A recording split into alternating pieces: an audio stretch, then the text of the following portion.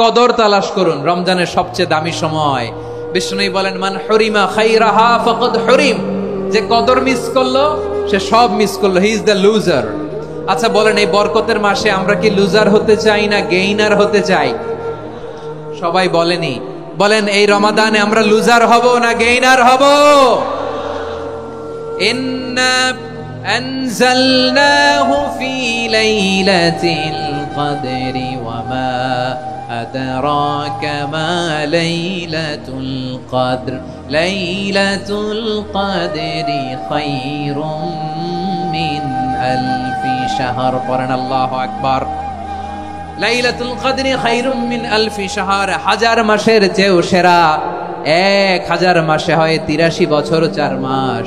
83 বছর 4 মাস টানা ইবাদত করলে যেই সওয়াব, কদরের রাতে ইবাদত করলে অতটুকু সওয়াব আপনি পাবেন, আল্লাহ সেটা বলে নাই। আল্লাহ বলে তার চাইতে বেশি সওয়াব দিয়ে আপনার আমলনামা ভরে দিবে কে?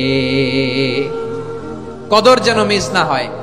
21, 23, 25, 27, 29 নাকি খালি 27? আপনারা কি খালি 27?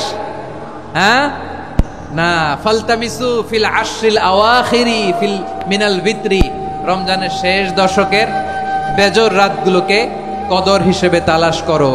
আল্লাহর হাবিব সাল্লাল্লাহু আলাইহি ওয়াসাল্লাম শেষ 10 দিন টানা ইবাদত করতেন, টানা ইবাদত। ইদা জাআল আশরু আহিয়াল লাইলা আইকাদা আহলা ওয়া জাদ্দা ওয়া শাদ্দাল মিজার, সারা রাত জেগে ইবাদতের নজির নবীজির নাই, শুধু রমজানের শেষ দশক ছাড়া। সুবহানাল্লাহ বলেন।